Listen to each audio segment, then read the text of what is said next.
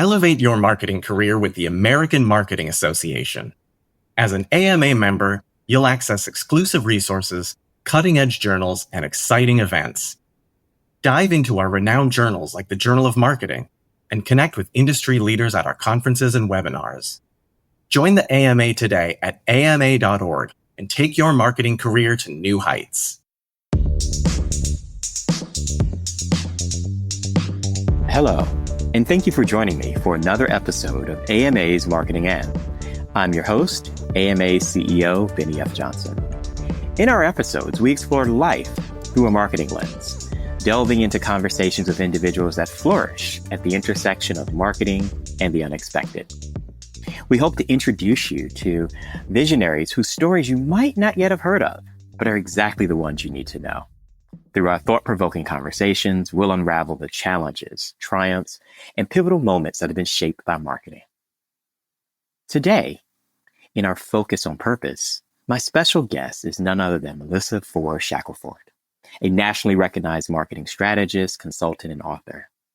She leads Shackelford Strategies, where she advises healthcare and tech organizations on brand clarity, market growth, and purpose-driven leadership. She was named our American Marketing Association 2019 Nonprofit Marketer of the Year, and has spent over 2 decades helping mission-focused brands scale with impact. Her latest book, Harnessing Purpose, A Marketer's Guide to Inspiring Connections, offers real-world tools for marketers who want to lead with clarity, creativity, and conviction. Melissa, welcome. Thank you for having me, Bennie. As you know, I'm a longtime fan and participant in so many things with the AMA.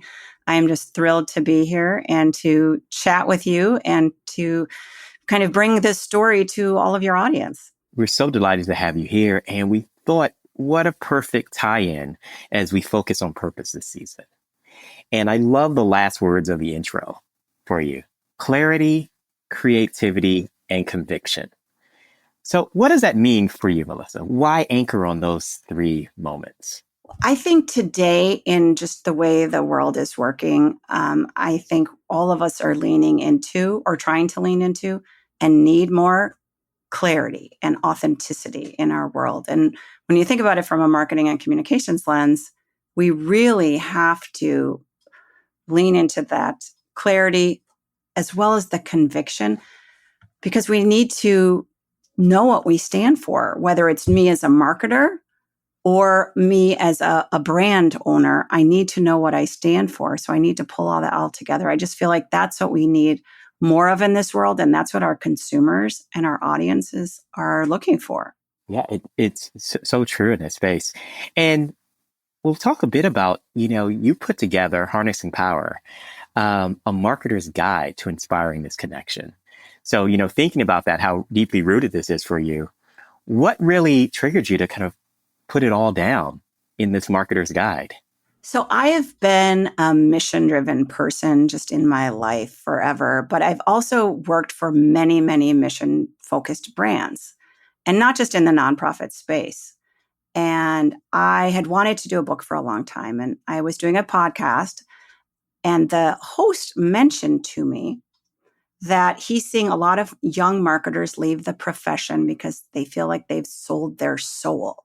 And I really understood that, because marketing has really gotten so focused on the numbers, on the KPIs, on the data, which is great. It's been really an amazing sort of progress for our profession. But then we get a little bit away from the meaning and connecting with our customers. And so I think in marketing, we need to balance. And what I told the host is that really wasn't my experience with marketing, because I've always sought out organizations or teams that understood what their why was. And myself, I'd always, as a brand leader, try to really hard bring our values into the brand and as we practice and speak to our customers. And so that was really a great conversation. For me, it spurred an article, which spurred another article, which I turned into an outline for a book. And granted, I've been a healthcare marketer for an awful long time, but before that, I worked at manufacturing companies and software companies and financial services that you might not look at as mission-driven brands. But I really feel like anybody as a marketer or communicator can start with the why. What does our organization stand for? And what are our values? And make sure that that's coming through. It's the clarity and the authenticity of your message. And people can, I think they can tell when you're not being true and you're not sticking with your values. It's so interesting. We were recently having a conversation, and it strikes me in that space of marketers finding their way around the why and realizing that even the most generic consumer product has a story in which it was introduced to cause societal good or to help solve a problem. And these other spaces that are really about care and really about connection. And it's important for us to look and find that, that you can be true to that. It wasn't always profit and motives. And it should be, even though organizations, and I've worked for some really big healthcare, some Fortune 50 healthcare organizations. So you could say it's all about the profit, but even there, we're really thinking about the end user, because at least in healthcare, everyone is a healthcare consumer. All of us are. And so even if you're working for a Fortune 50 company, you're still thinking about our end user is, yourself, your neighbor, your best friend, your cousin. Everyone is a healthcare consumer. But I also hear what you're saying about other brands. You don't have to be in healthcare. You don't have to be a nonprofit. I started, one of the early companies I worked for in my career was at Honeywell.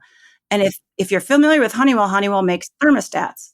And in fact, they were the first ones to make the round thermostat. So that's why we say today, turn up the heat. It is because of that round thermostat that Honeywell made. And so I think about when I worked there, well, it wasn't really sexy. It wasn't really nonprofit, mission driven, but we certainly could see the good in the world that we were doing. Because, and granted, I live in Minneapolis, and thermostats and heating and, is very important to us, but you certainly can tie it through, especially as a marketer. Who is your end customer? Who are you helping? And yes, thermostats are really important to all of us.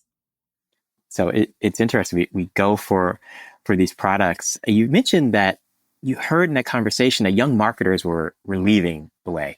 What advice would you have for marketers now to kind of turn back? Right? As a profession, we always want the best, the brightest, the most talented. And it's heartbreaking to hear young marketers leaving. What advice would you have to kind of re-engage with the profession? That's kind of the whole beginning of my book. The first several chapters are really speaking to people in that situation and how to find your why. What is your own personal purpose? What excites you? What gets you up in the morning? What drives you? And then seeking out opportunities that then you have an opportunity to continue to have that sort of personal flywheel moving. And so I think marketing is such a broad profession. Yes, we have become very digital, very data-driven, very analytical, and we need people with those skill sets. And we still need people who are creatives and storytellers, all of that. But I think at its core, when we're talking about marketing, it's really a human being communicating with another human being at its core, no matter which angle you're looking at. And so for me, if I can speak to a young marketer, I'd first really say, what you need to start with is your own why and your own purpose. And what are you excited about? What do you find your purpose? And then seek out those opportunities. And even if you're in an organization that's a manufacturing company or you're making software, you can still really seek out, what are the organization's values? Do you align with those values? And always keeping that end user customer in mind. Even in a B2B world, I always remind people, you're still selling to a person. Right. So when we think about, the work that you do in particular with healthcare, it is all about connecting to the humans and the space that goes into it. How do you approach making sure that the marketing programs that you're leading never lose track of that? That's a really hot topic these days, especially in healthcare, because it's coming around because of the AI conversation. And in healthcare, a lot of people are saying, well, let's just lean really hard into AI, even on the marketing and communication side. And for me, we have to make sure we're balancing that, because of the fact that whether you're in healthcare, you're a healthcare provider, or you're doing some sort of technology supporting healthcare. It's really, like I said, it's everyone is a healthcare consumer. There's nothing more precious to any of us than our healthcare and that of our loved ones. And so for me in healthcare, how we balance that today and balance with the AI is that we have to lean really hard into authenticity. Right. And that's kind of a buzzword, but I still think authenticity in healthcare is making sure that your message is clear, it's empathetic, it's honest, and it's true to your values, because we see it in the news a lot. You can't just say these are your values and do something different. And in healthcare, people have lots of options these days. I mean, and honestly, beyond that, in healthcare, we have a lot of consumers who don't want to get care.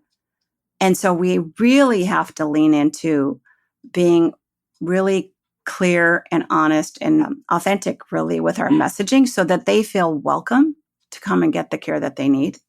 Right. Which is so incredibly important and life-saving and life-altering in many cases in there. So it's interesting. Did you lead marketing in a space where you can see directly how it really matters?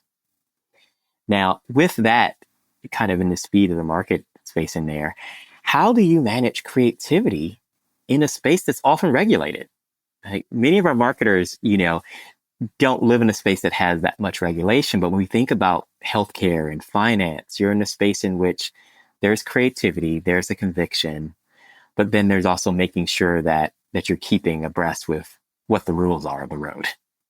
I just had this conversation with a marketer, it was this week or last week, about how important the lawyers and compliance professionals are to marketing, and how I have really walked hand in hand or arm in arm with my legal team at every kind of organization that I've worked with in healthcare. So for me, one of the ways that you can still be creative is get to know your compliance people, get to know your legal folks, and work together so that they're not shooting down everything you're trying to do. So I think for me, that's become such an important relationship. And the beauty of it is a lot of people in those professions with those skill sets, they're really interested in what we do in marketing and how we communicate with the end users. So I've always had really great experiences there, but bringing them in early so that they understand what you're trying to do. And yes, you might have to do disclaimers. Yes, you might have to say something with certain language. But for me, that's always been okay. Understanding that I can still work to get the right message across. Right. But really partnering with those folks and not seeing them as an impediment. Same, like you said, for people in financial services, all these different areas. But I don't see it as a negative for us in highly regulated industries if we know how to really partner with those folks in compliance and legal. It's so important. Oftentimes we'll hear of the marketing team running in the opposite direction of the legal department. And I know from my personal experience in other spaces, these become your active partners when they know where you're trying to go and where you're trying to take the work to. Exactly. I would say I've had many roles where my general counsel or the chief legal officer, as well as the CIO, are my two best partners. And I think if you look at marketing, 10, 15 years ago, or even in some other industries, you wouldn't say that. But when you're talking about a highly regulated industry, you need to be in lockstep with them. And that just shows one of the, I think, beautiful things and attractive things about marketing as a profession is that we are partners with so many different parts of an organization. We are not one of those siloed roles. When you think about partnering with the CFO, partnering with everyone across the organization in the healthcare space, oftentimes we're talking about the chief medical officer, chief nursing officer, and folks like that. And I think that's just another kind of bonus and another reason why it's an attractive profession for a lot of folks. You leaned right into it. I was going to ask you the question about how do you see the future of marketing as a collaborative partner in so many spaces around there, right? We talk about these intersections of technology, of compliance, of information systems. When you think about, what's next for marketing, how can we enhance that collaboration? AI is really helping us to leapfrog into the future with that, because marketing is one of the areas that was able to really test out a lot of AI before other areas were able to. And so that's where when you have an organization, large or small, everybody's looking at how can they leverage AI. It's partnering with, a lot of times it's the CIO or the tech department and saying, okay, these are the different things we want to test. And so I think the partnership is going to get even closer in the future. I mean, in the last 5, 6, maybe 10 years, the marketing leaders and the tech leaders have gotten really close. And I mean, our listeners can't see my hand gesture, but they're just tied together because of all marketing is marketing technology. And so we can't separate them. And when you think about marketing is data and marketing is analytics, and now marketing really is AI. And so because marketing is one of the areas that has really been on the forefront of adoption, we'll be leading the charge in many respects, but we'll also be guinea pigs for many organizations to say, yes, we can do this, and this is how we'll do it. I did have a conversation not too long ago she was at one of the universities who's training our next generation of marketers. And she said a lot of the students are worried that AI is going to take their jobs. And my answer to that was no, they're going to partner with tech. They're going to partner with AI, and they're going to be doing things a lot differently and a lot better, frankly, than we did back in the day. So it's not that they're not going to have jobs. It's just that their jobs are going to look a lot different than they did when we came in. A lot different, but are still a part of this, program that we call marketing, right? And how do we move forward in this space in there? It's also interesting, as you mentioned, working with educators and academics. What advice do you have for those marketing students who are coming into the marketplace now? They're coming in, they're entering a different world than we did, understandably, right? But what advice do you have for embracing this new phase of marketing? So I would say probably maybe 3 angles with that. One is to embrace the technology and get to know the technology. There's new things popping up every day. Marketing is not separated from technology. Marketing is technology these days. The next one would be to really understand marketing is an analytical profession now. No matter what side of marketing you're in, if you were just a amazing creative, you're still going to need the data. So really also lean into the data and the analytics in your training. And most of the programs today are leaning in there. And then third, and this is kind of one of the things that I lean into in my book, is really think about your own why, so that you don't have to necessarily go in a vertical market like healthcare or to a nonprofit, but there's a lot of meaning in this profession. And you can get a lot of fulfillment. There's always something new that you can learn. So if you're a lifelong learner, it's a great profession for folks. But to really lean into that and take the time, especially as you're in that phase of your career development, to say you really understand your own purpose and your own why. Right. And I think that's, knowing yourself in that space, as you mentioned before, is going to give you the confidence and the grounding to be a better marketer for the products and resources you have. Absolutely. I think we see that all the time with the best marketers we know. It really always rings true to who they are. So we focused a bit on clarity, and I think we have a good understanding on that. And we talked about the conviction and the passion space in there. Let's talk a bit about creativity. Where do you draw inspiration from today? I love that as a topic, and I feel like we could talk for hours. I always say I draw a lot from my network. Okay. And I have never claimed to be the most creative marketer on the planet, but I know how to spur ideas from others. And so I have an amazing network. I've got great folks in my world. So if I am sort of struggling with something creatively, I will bounce ideas off of people. I think for me, that's been one of the most valuable things I've done, is really build this broad and amazingly talented network of marketers and creatives in my world. So I can say, hey, could you take a look at this? Or I'm trying to think of something interesting or different here. I have amazing people in my life that I can either ask to hold up a mirror to me or to help me make decisions. I think a lot of the beauty of marketing is that it is a team sport. In fact, I think I have a chapter in my book about that title. It really is a team sport. And so for me, that's where I've always really leaned in hard to my network to help me spur things along that way. It speaks to the power of community, that we talk about all the time, that you have folks who are ahead of you, coming behind you, or peers in the space in there. But those connections are what really kind of matter as a marketer. I've been a mentor for the AMA before and had really amazing just relationship and learning. I feel like I learned probably more than the mentee. And I've mentored through other organizations as well. And I feel like that's just one of the things. There's an opportunity to give back. And then there's such an opportunity to learn, because young marketers today, some of the things that they're learning are light years beyond what I would ever do. It shows what an amazing community is. And for me, it's also that almost every marketer I know is one of those sort of lifelong learners, because there's always something new and changing. I think about where I was 15 years ago. What we called marketing is dramatically different than what we called marketing today. So true. And I love you speaking to what I am really a big fan of, this multi-directional mentorship, right? Where you're engaging in there.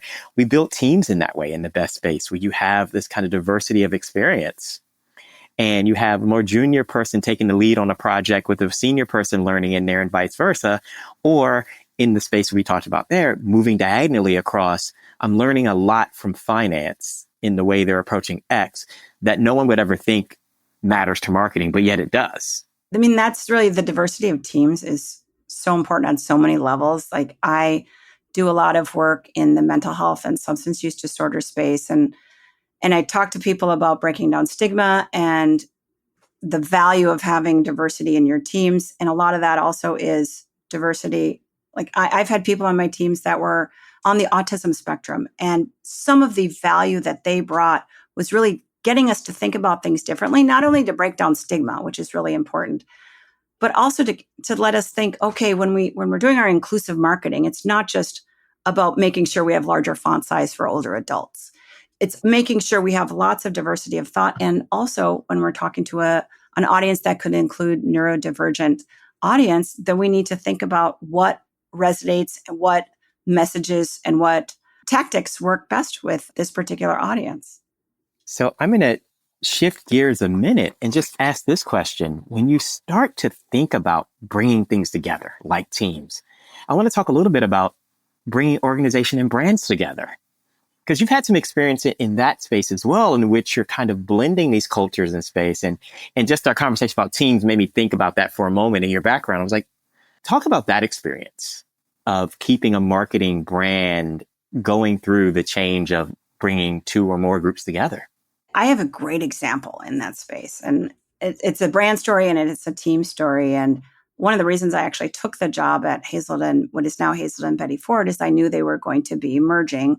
And in the substance use disorder and mental health space, you have the iconic Betty Ford Center, and then you had Hazelden, which was a much kind of bigger national organization, and they were coming together. So they were the two kind of iconic historic brands in their space. And we see this in other industries as well, when you're bringing two brands together, and you have to be kind of delicate in the process.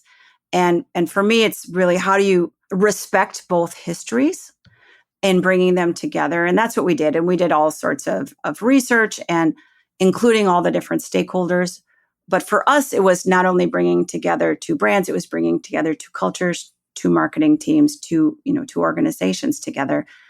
The lucky thing that we ran across, or the beautiful part of it, is we had a shared history that not everyone knew about. So Betty Ford was the first lady of the United States. And when she left, then she became sober, and she started her own addiction treatment center. Well, when she decided to start that, she actually went to Hazelden and tried to learn how to start this. There was photos that we had of Mrs. Ford with her Secret Service and the then president of Hazelden on the campus when she was learning how to do this. So that was an image that I hearkened to as much as possible during that branding transition, during that organizational transition, pulling the marketing teams together, because you could say we were there together at the beginning. And for me, that's just a lesson. Not everybody's got pictures like that, but when you're bringing those teams together, to be able to have kind of that North Star, when you think about it, we have a shared history. And so, yes, we belong together, and it makes us closer, like we weren't two strangers coming together. You can't say that for every merger or acquisition, but you can search for that. You can search for that. What is that commonality that brings everyone together? So there's not animosity. It's not us versus them. It becomes the we much quicker when you can look at that. But we had the beauty of an image and we had that story to be able to tell. And so for me, it just accelerated pulling everyone together to be one team. And it also accelerated, at least from the known stakeholders, the adoption of the new combined brand. I think it's really powerful because what you talked about, you found an asset here, you found a memory, you unearthed a story that gave you kind of a shared foundational currency. And right, you talk about shared past, but really what it feels like it leans into, which is I think even more important, is here's your way forward for a shared future, right? Because that's what it's about in the space of this is where we come from, but you're really galvanizing them to what's next and where are we going. Exactly. And you can do that with every time you have, whether it's merger, acquisition, or bringing groups together, you can do that and focus and search for those commonalities. Because otherwise, we know a lot of times, especially when you have two dramatically different marketing departments, that means you have two dramatically different voices and all of that, and kind of who wins out. When you get to that us and that shared vision sooner, it's always much more successful. Well, I'll ask you this fun question that I get more times than I can count in the capacity as head of the American Marketing Association. People always want to know who comes up with the market names for all of the pharmaceuticals. And I ask that question out loud because I get asked all the time and I pause. And then you think about all of the names kind of writ large of all the products that we see being advertised, and you just kind of go along with it. And for those who are listening, Melissa's shaking her head to the rhythm of me talking. Yes. Yeah, I've never been that person to come up with those, but I Yes. I respect those who do, because that is a tough job and there is no winning. We all know when you're coming up with product names just for anything, branding, anything, there's a lot of kind of armchair quarterbacks that are all going to take a pot shot. But for those, when you're talking pharmaceuticals, I don't think there's any winning.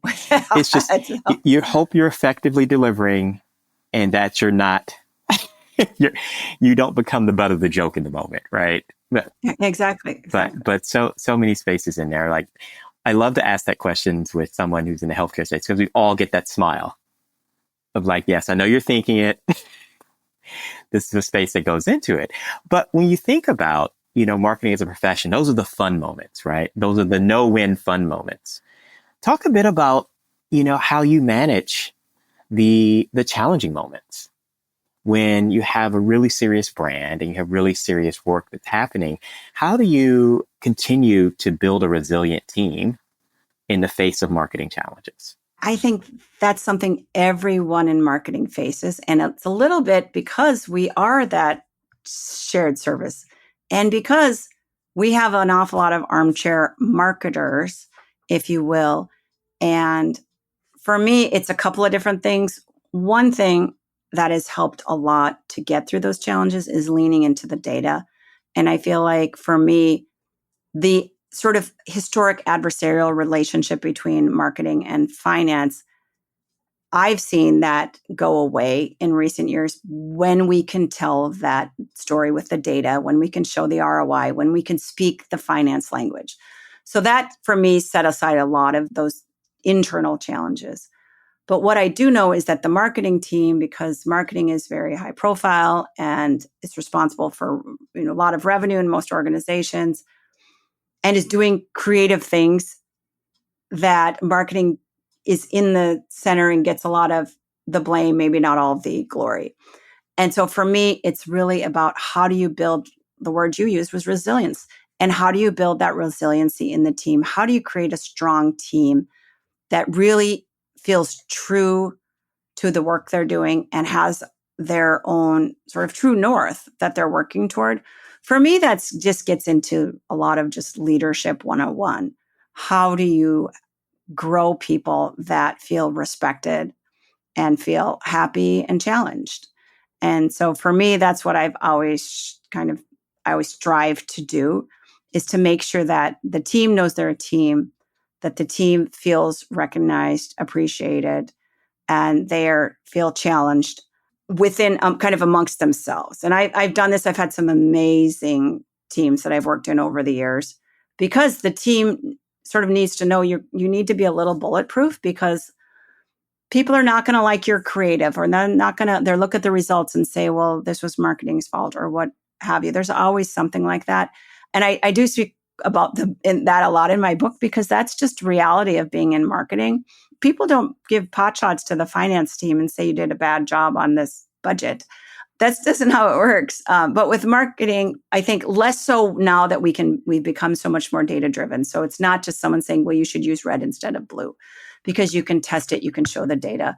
It's a different world than it used to be. So it's lessened. But I think marketing can be one of the most stressful roles just because of a lot of that. And that's where, for me, having that strong team, building that resiliency, building that understanding that marketing is a team sport, we're all in this together. I think that just helps more than anything. And beyond that, I'm a huge fan of recognition of the whole team, because marketing is a team sport. There might be one person, could be me, could be someone else who's the figurehead, but there's all these different functions behind you. And that's where we need to really make sure in marketing, we're recognizing everybody, because everybody has a part in it. Definitely. I'm going to ask you this other question, because it really speaks to your leadership and your thought leadership story. You started with the experience, with the ideas, and then an article led to an article, led to an interview. And then you're at the book, and you're continuously growing and continuously evolving. So I'm going to ask you this question. What would be one lesson you would add to harnessing purpose? Now that you've put it out in the world and you've sat with it for a period of time, what's the next chapter? What would you add, knowing what you've learned since? So I think for me, I'd like to speak a little bit more directly to the CEOs and the founders and the non-marketers about the value of marketing. I think that was something I tried to speak to, especially startup founders, so that they understand as they're developing their organization, their mission, vision, values, and their brand, that they need to make sure that they sort of weave their values throughout everything they do. But I'd like to speak to a CEO, CFOs. That would be one thing, directly to them on the value of marketing in general. I've done some writing and some podcasts speaking to founders of startups where they never think about marketing right away, but reminding them that they really should think about marketing from day one, because then you're putting the customer first, you're getting correct product market fit, all of those things. But that would be the one thing I think. And I think there's definitely a follow-on book, because I think there's an opportunity to speak to people like the CEOs, not just the marketers themselves. Well, count us in to continue this conversation when you have the second volume to come out. I think if I ask one little tidbit of advice for our marketers who are working that moment of pushing for purpose, what encouragement would you give them today? I mentioned it before, but I would encourage people to really look at themselves and decide, what is their why? What gets them going? What gets them excited?